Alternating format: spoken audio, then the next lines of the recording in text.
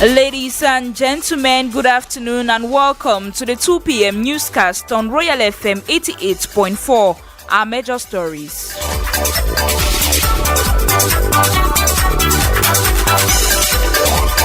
Season has begun in several schools across the country with the setting up of Christmas trees. However, and hosting of parties. However, parents say these events turn to be a financial burden for them as the schools request huge amounts of money. With the way things are hard now, the money they keep asking can really stress us parents. The parents pay fees, and in some of these schools, the school fees are so expensive. If the amount is huge, they should make sure that the child should actually enjoy. Out of the country, at least 19 people have died after story building collapsed in Morocco. You will get details and more when Mapalazita joins us. And in sports, FAB basketball girls have been eliminated from the Women's Basketball African League after suffering 3 consecutive defeats in the competition. Stay tuned for these stories and more. Dear listeners, thank you for staying with us. As you heard in one of our top stories, the Christmas season has begun in several schools across the country with the setting up of Christmas trees and hosting of parties. While these are usually happy moments for learners, parents on their part are feeling the financial burden due to huge amounts of money required by institutions to organize such events. Some parents have been expressing their feelings in this report compiled by Glory Ngange. Christmas tree parties have within the years become a tradition in most schools, especially in the basic education sector. Prior to these events, parents are often asked to make contributions for their organizations. The event itself is well appreciated by some parents. Christmas tree and end of year parties are good because they make the kids happy and bring some excitement. I think these parties are important. They are good because some of the events like this Christmas, it educates most of the children to know the importance of Christmas, know that Jesus Christ was born and then he died and then he rose for our sins. It goes a long way to play a good role in the life of that child. It makes the child feel belonging, happy, joyful. Some of them will not even experience it in their homes. However, these parents think that the financial contributions expected from them from these parties are sometimes exaggerated and unnecessary. Linda and Priscilla are some of them. With the way things are hard now, the money they keep asking can really stress us parents. And if they want to do the event, it's fine, but the contribution should be small amount of money and optional, so no child is embarrassed or left out. My problem lies with the amount requested by the school. If the amount is huge, they should make sure that the parent or the child should actually enjoy and eat something worth the amount they contributed. The situation becomes alarming, most especially for schools that are extremely expensive, according to these parents who think that parents should not be asked to raise money for such extracurricular activities. For parents to contribute money for those things, I think the parents give money too. They pay fees, and in some of these schools, the school fees are so expensive. I believe in that school fees, they could still remove even it's 5,000 to 2,000 francs from that money and carry out such activities like the Christmas parties and the Christmas tree. You even give the money at times, then foods that they're sharing and the drinks, at times your own child will not even have. The quality of the food too will not even be the best. In a nutshell, while extracurricular activities like Christmas parties are important for learners, funds needed for their organization should be minimized to avoid adding financial load on parents. And in more news about the Christmas celebration, several streets and public places have been given a new look through decorations and lighting. Citizens have shared their appraisal of this year's garnishing and doing a matchup with the previous years. Take a listen to them in this Vox Pop put together by Glory Ngange. The decor this year is very, very beautiful, especially at night. When you see them during the day, you may not really see its beauty because of the sun, but when it's night, oh, the thing is so, so beautiful. The streets are really good, and the colors, the vibes is really meeting up with the time, with the season, because seeing just the decoration only tells you what is ahead. The decor is really giving the vibes of this season because normally Christmas season is usually having the color green, white, or red, one of my best colors. This year, the level of decoration across several neighborhoods and public spaces remain low. Many streets show little to no seasonal change, and the usual lights and the festive decorative items have not yet been fully installed. As a result, parts of the city do not currently reflect the expected Christmas atmosphere. For the past years, it has not really been this beautiful because I may think that maybe because they had not yet known how to do the decorations or they had not yet had the accessories. This Christmas, this 2025, it's kind of calm. People are not excited about it like the previous. As compared to last year, Yaoundé shows very minimal improvement, while some major junctions, some commercial areas and administrative zones may eventually receive basic decor. The overall preparations appear slow and inconsistent. And we are still few weeks to the end of year's festivities, and concerns have been diverted to family trips, a traditional habit in the yesteryears that is now slowly fading away. In an exchange with some Yaoundé city dwellers, Evans Williams Jobati recorded the likes and their dislikes on the subject of end-of-year festivities or family vacations, and now reports. Noted as a habit at the approach of every Christmas and New Year feast, some Cameroonians like Naomi and David value this instance and give it a particular importance. I like end of year family travels. I enjoy them because during that time we reconcile with our families, with those that were far away from us. We meet again, we enjoy, we discuss, we go out, so many wonderful things, and that's going to keep us wonderful memory. And even if there were some problems, we are going to solve it at that moment. There's going to be joy, harmony, unity. It will be great to travel with my family members so that it will permit me to discover new places and see how great the festive period is actually going on, not only with other people around me. To Flavius, traveling alone is less risky given the highway dangers that could cause a lot of damage. During this festive period, almost rush time, like people engage in accident and so on. So I prefer to stay back home because it is a more safer home than traveling. It's not safe out there now like this. Before we could travel because things were a bit safer and so on, but now I would like to stay back home with my family. Contrary to him, David Jr. is of the opinion that the ideology of traveling as a family relies on the individual's concern. It depends on the individual. You can travel with your family and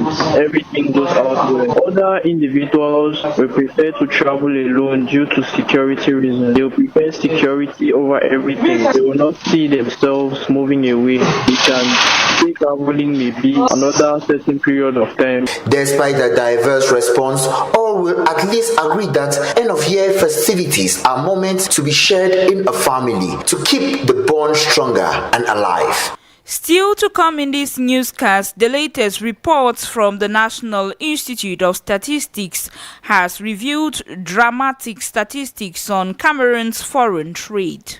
The deficit itself is structural. Cameroon imports a lot, machinery, fuel, rice, vehicles, and exports relatively little, mainly raw primary commodities. In politics, ELECAM's fourth and final ordinary session of the Electoral Board for the year 2025 took place yesterday. The event, chaired by the board chair, Dr. Eno Abrams Egbe, behind closed doors, is aimed at intensifying preparations ahead of the municipal and legislative elections. Let's now listen to an excerpt of his speech selected by Political Desk editor and editorialist Jean-Marie Anaba. The successful organization of the recent election was undoubtedly the result of months of strategic preparation, planning, and forecasting, which required extensive mobilization across the national territory and within our diplomatic missions abroad. As we conclude the first chapter of the 2025-2027 electoral cycle, our responsibility is to focus on effectively preparing for the next legislative and municipal elections, which are scheduled for the next year. As always, this requires a greater sense of anticipation, strategic thinking, and early coordination from all of us. Ladies and gentlemen, today's session is particularly important because it consolidates observations from the field, highlights progress, and identifies areas for improvement. These findings will direct our approach to future electoral processes and strengthen our institutional performance. We shall also review and adopt the terms of reference for the next field trip for members of the electoral board, which is scheduled for early January. During this mission, the members shall supervise the annual revision of electoral registers as well as the kickoff of voter registration for the year 2026 in preparation for the forthcoming legislative and municipal elections. As you heard earlier on, the latest reports from the National Institute of Statistics has revealed dramatic statistics on Cameroon's foreign trade. In the first quarter of 2025, the country's trade deficit drastically reduced, falling from 273 billion in 2024 to just 32.7 billion CFA francs, leading to significant decrease of 88%. Our reporter Jeffrey Tachum reached out to an economic analyst and captured their expertise in the following report. According to Jamo Haiwang, research analyst at the Cameroon Economic Policy Institute, a distinction should be made between the reason for the deficit and that of its recent reduction. The deficit itself is structural. Cameroon imports a lot, machinery, fuel, rice, vehicles, and exports relatively little, mainly raw primary commodities. That structural imbalance is what makes the trade balance vulnerable. So, what changed in the first quarter of 2025 is essentially an exceptional surge in exports, about 35% according to the National Statistics Office. A balance that shrunk as a result of cocoa exports and which, according to the experts, is positive to an extent. This was driven by cocoa and other agricultural products thanks to a strong volume and very favorable international prices. As a result, the deficit shrank mechanically. In the short term, yes, this is positive. It eases pressure on foreign exchange and its resource markets. However, considering Cameroon's dependency on commodity prices and struggles to achieve structural transformation, such improvements on exports might not be sustainable on the long run. It's not necessarily a good or sustainable improvement. We are still heavily dependent on commodity prices. It doesn't create many quality jobs and it does not yet reflect real structural transformation. So without deeper reforms, this gain can easily reverse. To sum it all, Cameroon's trade balance has recorded slight improvement between 2024 and early 2025, driven by the performance of the energy and agricultural sector, a positive recovery in the trade balance that offers a relief to the national economy and underscores the imperative to accelerate diversification of exports beyond raw materials and make these improvements sustainable. Let's now take news out of Cameroon with Mapala Zita, who is senior reporter and editor-in-chief here at Royal FM. Good day, Zita. Good day, Crispin. At least 19 people have died after story buildings collapsed in Morocco. Tell us about that story, Zita. 2 four-story buildings collapsed last night in the Moroccan city of Fez, killing 19 people and injuring some 16 others. This, according to Moroccan authorities today. The state news agency reported that the 2 residential buildings housed 8 families, and while the injured are being treated in hospital, the neighborhood has been evacuated and search and rescue operations are ongoing. It is still unclear what caused the collapse or how many people have been accounted for up to this morning, but Fez is Morocco's 3rd largest city and one of the hosts of this month's Africa Cup of Nations and the 2030 FIFA World Cup. It is best known for its World City Pact with medieval souks and tanneries, but beyond tourism, it is also one of the country's poorest urban centers where aging infrastructure is common in many neighborhoods. Worth noting that this is the second collapse in Morocco's city just this year. The first happened in May last year and 10 people died in it.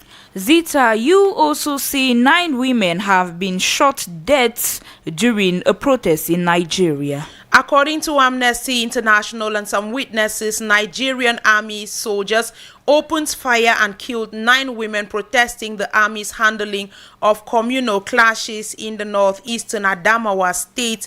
The women were reportedly protesting along a major road in Adamawa's local government, Lamud, when the soldiers shot at them after being blocked from passing. The Nigerian army, in a statement, denied killing anyone and rather blamed the deaths on a local militia, which it said opened fire in the area. You have more international news in your file, Zita. Definitely, Crispin. Venezuela's opposition leader Maria Corina Machado will not receive the Nobel Peace Prize in person at the award ceremony in Oslo, though she will be in the European city. Machado was due to receive the award today at Oslo City Hall in the presence of Norway's monarchs and Latin America's leaders, including fellow right-wing politician and Argentina's President Javier Milei, as well as Ecuadorian President Daniel Noboa. Ukrainian President Volodymyr Zelensky has declared that his government was prepared to hold elections within 3 months if the United States of America and Kiev's other allies can assure or rather ensure the security of the voting process. Zelensky issued the statement on Tuesday as he faced renewed pressure from U.S. President Donald Trump, who suggested in an interview with a media outlet that the Ukrainian government was using Russia's war on their country as an excuse to avoid elections. Thank you, Zita. We come back with our sport file. Biwa Brian, good afternoon. Good afternoon, Frenue Crispin. In basketball, FAP basketball girls have been eliminated from the Women's Basketball African League after suffering 3 consecutive defeats in the competition. Biwa Brian completes the story. FAP's run in the competition has been described by several experts as a dismal performance. The team lost every game in the group stage against opponents from Mozambique, Kenya, and Nigeria, finishing last in their group to secure an early goodbye. The team registered a total of 159 points scored against 203 points conceded across their 3 group fixtures. This significant difference suggests poor technical dispositions, according to several basketball consultants.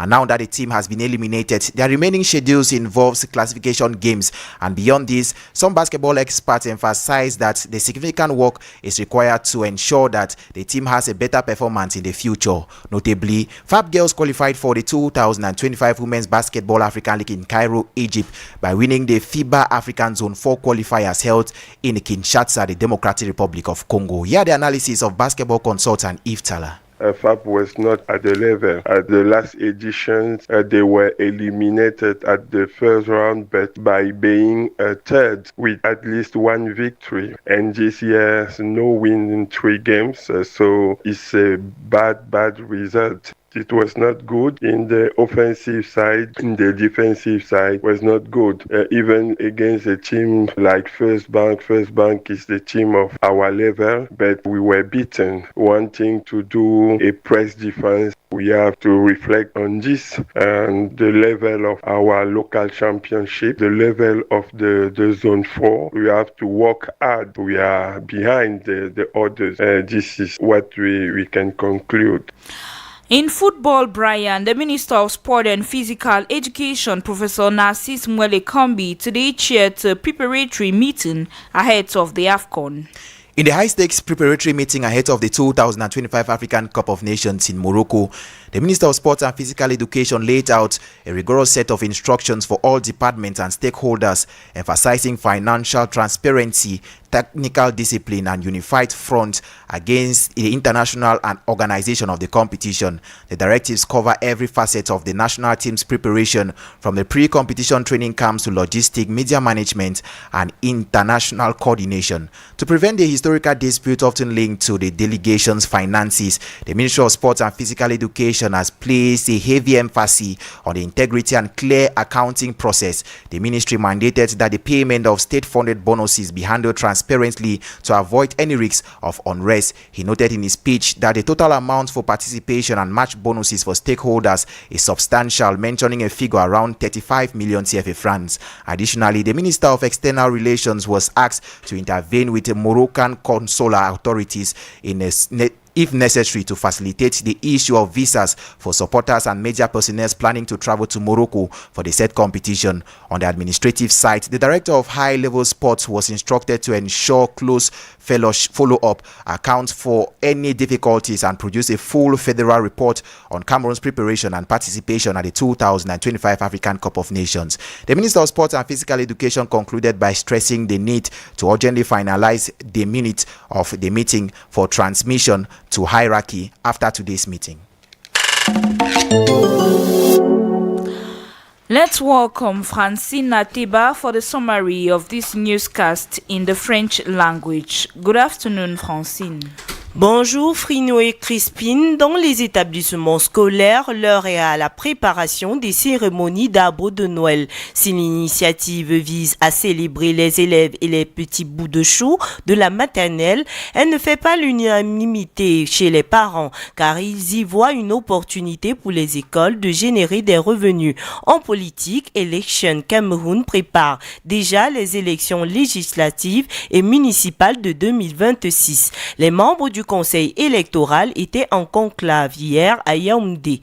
La 4e session ordinaire concernait l'actualisation des objectifs contenus dans le plan stratégique 2024-2026 ainsi que ceux du plan annuel de formation de l'exercice prochain. À l'étranger, au Maroc, 19 morts dans l'effondrement de 2 immeubles à Fès dans la nuit de mardi à mercredi. 16 autres ont été blessés à divers degrés de gravité selon l'agence de presse officielle marocaine. Les opérations de recherche se poursuivent pour sauver et secourir d'autres personnes qui peuvent être ensevelies sous les décombres. En sport, réunion préparatoire en prélude de la CAN Maroc 2025. Le ministre des Sports, le professeur Nassis Mouele-Kombi, demande à la FECAFOOT et au ministère des Sports de s'unir pour une bonne prestation des Lions indomptables. Cette compétition nécessite forcément l'apport de tous. La réunion se déroule ce jour au Palais polyvalent des sports de Yaoundé.